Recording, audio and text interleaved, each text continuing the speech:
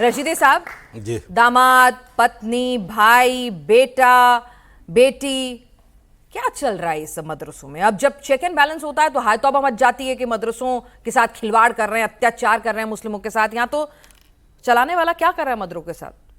पूरी फंडिंग अपने परिवार में बांट रहा है वो। फिनाज ऐसे जी, बढ़ेगा मुसलमान?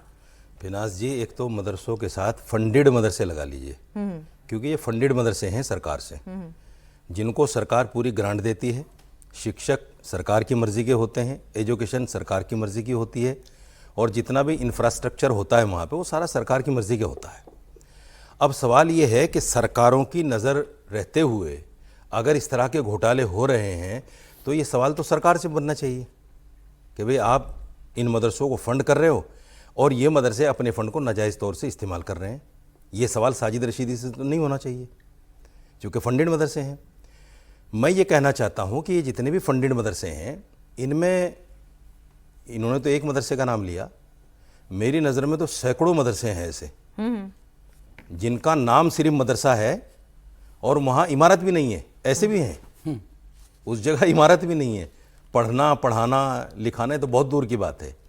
तो ऐसे मदरसों पर सरकार को नज़र रखते हुए जिस तरह के फर्जी स्कैम चल रहे हैं, इन मदरसों को तो फौरी तौर पर बंद करना चाहिए, फौरी तौर पर।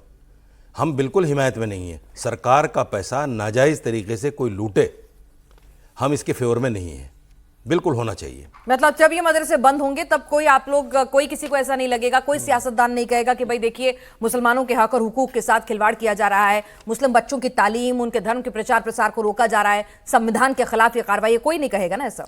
नहीं, बिल्कुल नहीं कहेगा। क्यों कहेगा? जिस आदमी को समझ है कि ये मदरसे कौन से हैं वो क्यों बोलेगा? और जिसको समझ नहीं, जैसे आपने कॉमन मदरसा लिख दिया, तो कई लोग जो हमारे ये बच्चे बैठे हुए ये भी समझ रहे होंगे कि उसमें सारे मदरसे आते हैं जहाँ कुरान कॉमन मदरसों में कोई दिक्कत नहीं होती, आप ये कह रहे हैं? जी, जो मदरसे सरकार से सहायता प्राप्त नहीं होते वो सब अच्छे चलते हैं। जो मदरसे सरकार से सहायता प्राप्त नहीं है वो हमारे 2.5% की ज़कात पे चलते हैं। नहीं, वो अच्छे चलते हैं, उनमें कोई करप्शन नहीं अच्छे होता, चलने का कोई मतलब गड़बड़ी वहाँ नहीं तो होती। देखिए, वहाँ दो चीज़ों की तालीम होती है, कुरान और हदीस। अच्छा। और उसमें सिर्फ 4% मुसलमान का बच्चा जाता है, सिर्फ 4%। 96% बच्चा मुसलमान का या तो स्कूलों में जाता है या फंडेड मदरसों में जाता है। और वो जो मदरसे हैं हमारे जिसमें 4% बच्चे जाते हैं, वो हमारी अपनी हमारे समाज की ज़रूरत है, क्योंकि हमें कुरान पढ़ाने के लिए हाफिज चाहिए, नमाज पढ़ाने के लिए इमाम चाहिए, हदीस पढ़ाने के लिए मौलवी चाहिए, फतवा देने के लिए मुफ्ती चाहिए। हमारे समाज को, ये हमारे समाज की अपनी ज़रूरत है, और वो हमारे समाज की 2.5% ज़कात से चलते हैं। उनका सरकार से कोई लेना देना नहीं, लेकिन उनमें भी सरकार से उनको मंजूरी कराना जरूरी है। ठीक है, ठीक है, जो नहीं करा रहे हैं उनको हटाइए। ठीक है, रशीदी साहब कह रहे हैं भाई अगर करप्शन है, गड़बड़ी है, तो इसमें कोई ये रोना नहीं रोएगा कि मुसलमानों के हक और हुकूक के साथ कुछ गलत किया जा रहा है, उनको शिक्षा से वंचित रखा जा रहा है। यहां पर सीधे सीधे उन पर कार्रवाई होनी चाहिए।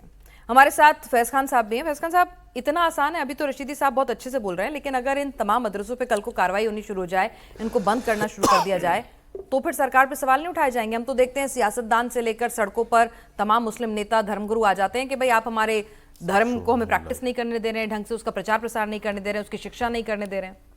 बिस्मिल्लाहिर्रहमानिर्रहीम। भारत माता की जय, वंदे मातरम।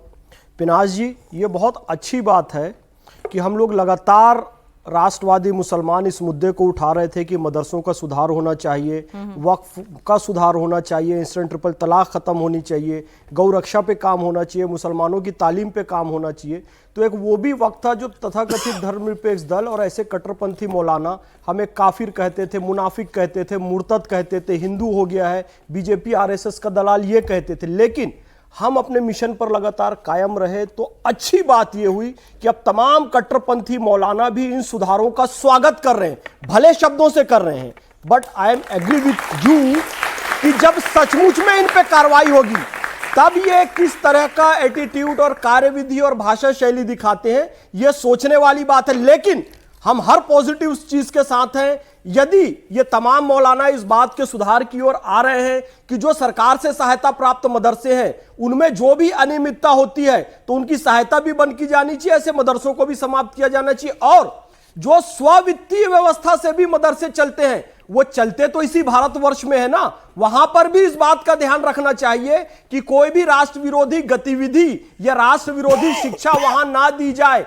एक सबसे अच्छी बात यह हुई है कि जब तक इन मौलाना मुफ्तियों के हाथ में मदरसों का संचालन था या तथाकथित धर्मनिरपेक्ष पार्टियों के मार्गदर्शन में मदरसे चलते थे, सही इस्लाम का पालन नहीं करते थे।